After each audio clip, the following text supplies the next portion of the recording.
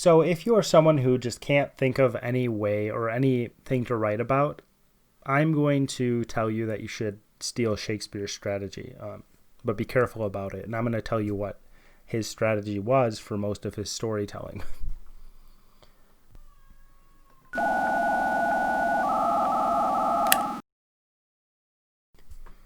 So you might hate Shakespeare. So I'm going to start it out with this because I think that there are people who are sick of Shakespeare, and I understand why. Because I'm sick of Shakespeare too, to a certain degree. I think that he was sophisticated in how he wrote, and he did know how to write, but we don't write the same way as Shakespeare because the language has changed to such an extent, and the culture has changed to such an extent that you're not going to create unless it's a musical, you're probably not going to create a stage play that is all in verse, or at least most of it was in verse. The upper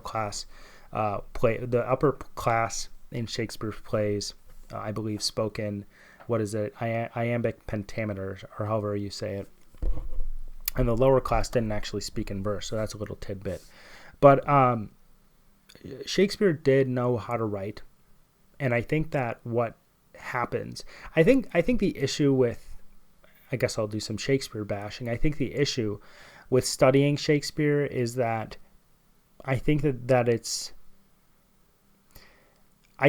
since there's been about 500 years between us and him, the language has changed so much that we can look at his stuff and it's more like it's like, oh, that's interesting, that's fun, but can we really learn something from it? And I think that you can learn stuff from it. I just think that most people probably aren't on the level to really see what he was doing, which I think isn't the same thing as what is presented. I think that most often he's presented as, oh, you should aspire to be this. At least that's my experience with it. Maybe some other people had other experiences. But I always, people always presented it to me, teachers, professors always presented it to me as like, oh, you should aspire to be like this, or this is the pinnacle of the English language. This is the pinnacle of written English language. And what I think to myself is like, this is a very specific type of writing, and this is a very specific time period, and Shakespeare was doing very specific things, and I think it's unfair to say, hey, this is the pinnacle of English writing, because I think that English writing is so varied that if you say, this is it, that discounts so many other ways in which people write. And there is a subjective nature to reading stories, but I think at the root it's not subjective because it goes back to our biological processes of seeing, of hearing, of speaking, stuff like that. That's why I say it's not exclusively subjective. I don't think it's just, hey, like, do whatever you want, that's going to be perfect.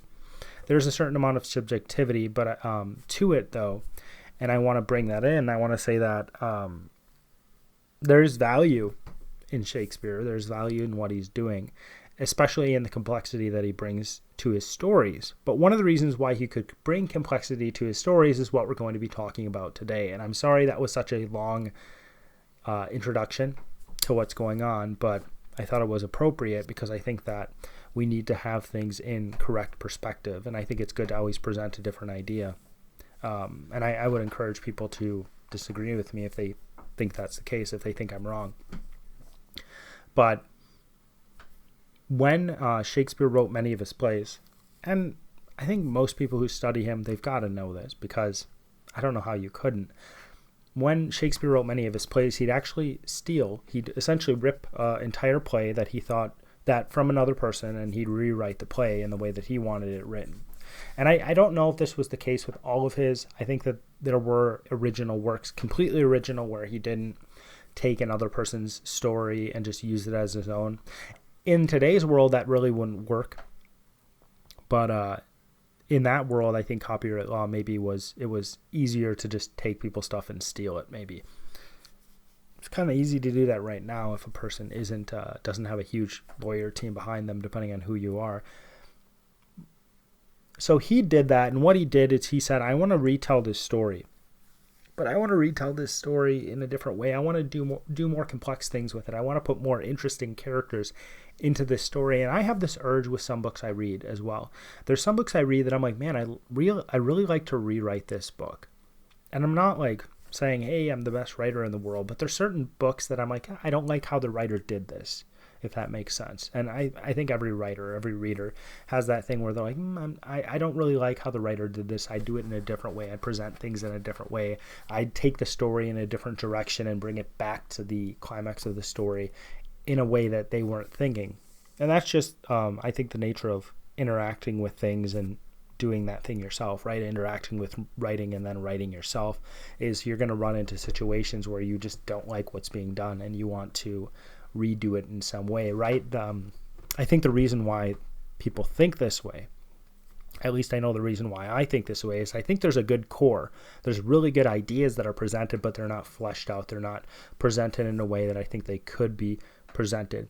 And I think that you can do this in your own writing. I actually think that if you are someone who has no idea what to do, you can take other people's stories and you can rewrite them.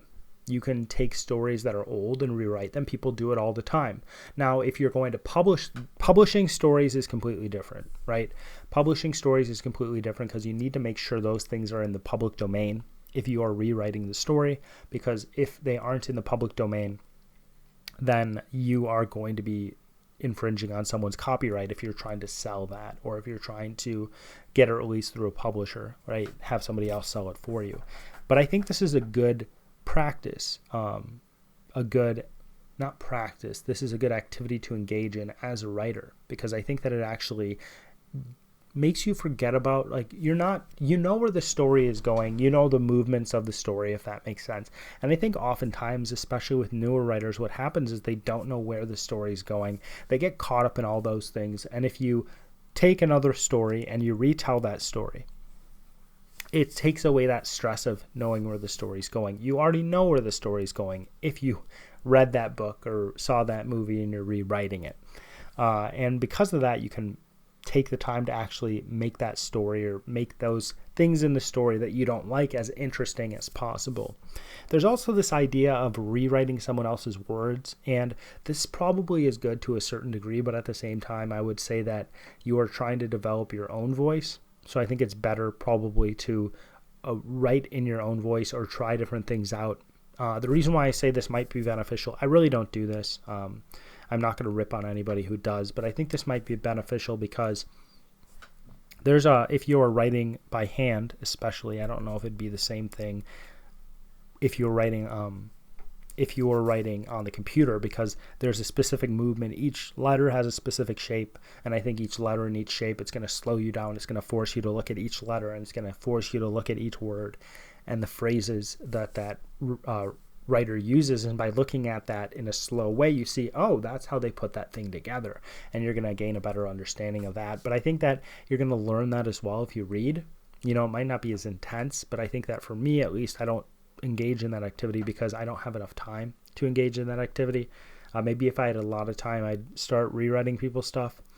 But I think that you can take Shakespeare's, you can steal Shakespeare's strategy, especially with stuff that is out of copyright, right? Stuff that is within the public domain. And you can say, man, I really like that story. I'd like to really change stuff. I recently read Treasure Island, and I don't like his writing. Honestly, I wasn't a big fan of the writing, but I like the story and I like ideas presented in the story. And it's a short book, and maybe at some point in the future, I'll rewrite Treasure Island for my pleasure, for my fun, not to put it out and have people read it, but just as hey, this is how I would like to see the story presented, and try my hand at it and see if I could do better, because maybe I couldn't. And that's a humbling thing, and I think it's important to be humble as a writer and not to think that you know everything. And I try to do that, but I think it's good to engage with stuff that's really good, because then it kind of knocks you down a peg, and then you're like, hey, you're not as good as you think you are. All right, so that's all I've got for you today. I will see you tomorrow. If you enjoyed this podcast and you want to support me, there's really one simple thing you can do. You can go to danielpoppie.com/newsletter and sign up for my newsletter. And when you sign up, you'll actually be able to get access to my publication roadmap. So that's everything I have planned for pretty much every project I have into the next decade. Again, that is danielpoppie.com/newsletter. You can also find the link below.